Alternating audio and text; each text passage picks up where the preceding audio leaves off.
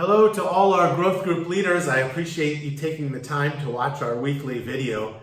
Today I am going to talk about two words that are that we do not allow our kids to say at home, and those two words are shut up.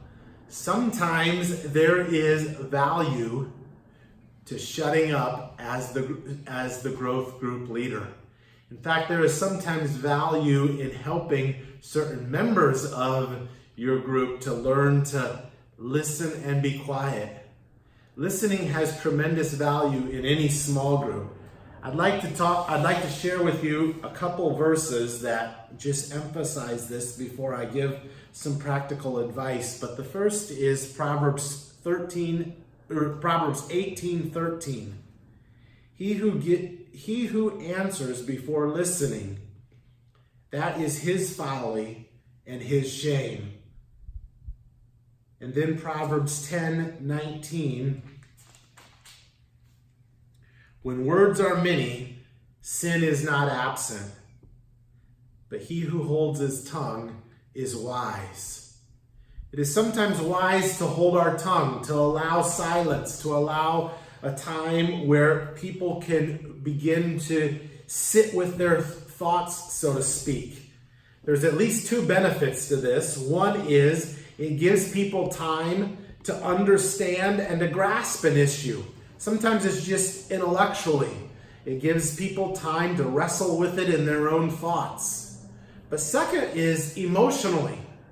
Sometimes people are wrestling with things emotionally, and silence or a time of just letting them ponder helps them to experience those difficult feelings, but also take time to process and the courage to share, because those feelings, when sat with, can be brought to the surface. If there's too much chatter, then it's easy to kind of stuff those feelings again. So that is good for us to remember as the group facilitator. But then what if the issue lies with one of the group members? How do you deal with the person that is constantly talking? Well, first of all, why is that person feel the need to always be sharing? Well, maybe they simply lack self-control. Like a little child that says every possible thought that comes into his mind. Maybe they just simply lack self-control. Maybe they're afraid of silence.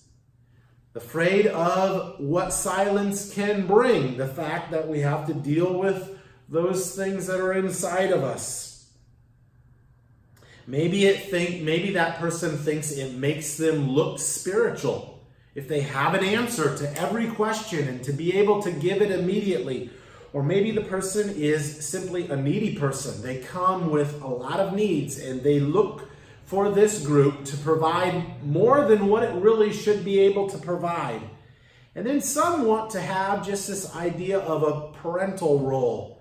They want to be kind of that parent figure in the group in which they are able to give advice all the time. Some of those reasons are legitimate, maybe need legitimate addressing outside of the group. And it might be an opportunity for you to pull a person aside and say, I see that you always are feeling a need to share, and it might be helpful to explore why that is with them individually. But what can we do as a group within the group itself? Well, one is maybe you address the problem directly. Hey, I noticed that you are jumping in here right now. Let's let this person finish their thought first. Or I really want to take an opportunity to hear from this individual right now. Maybe it is simply to help them to become self-aware. They might not realize they are doing what they're doing. And so point out, I don't know if you realize you did this, but you just cut this person off, or we're not really allowing this person to speak at this during this session. Sometimes it is to bring the group in. To ask someone, do you have any feelings about when so-and-so just changed the subject? And then also sometimes it is to use humor. Depends on the personality, but if you can set up gong or you can only speak so many times this session. You have to use a little emotional intelligence to be able to determine that if that is a good strategy or not. But it is really helpful for you to be able to not only care for the individual, but to care for the whole group. If you are mindful to let everyone have participation and to not let anyone be to have too strong of a role, to be be a downer in the group because they're talking too much. So that is the principle of learning to shut up. And I mean that in the most positive sense, because we want to create an environment that is safe, that is healthy, that everyone can participate in, and that no one dominates. And that starts with us as leaders. Learning when it is good to step in, because silence can be uncomfortable, but learning when it is good to just let people sit with their thoughts for a moment too. So I hope you have a blessed week this week. I hope your growth group is able to meet and to have a great time of fellowship together. God bless you and have a great week. Thank you.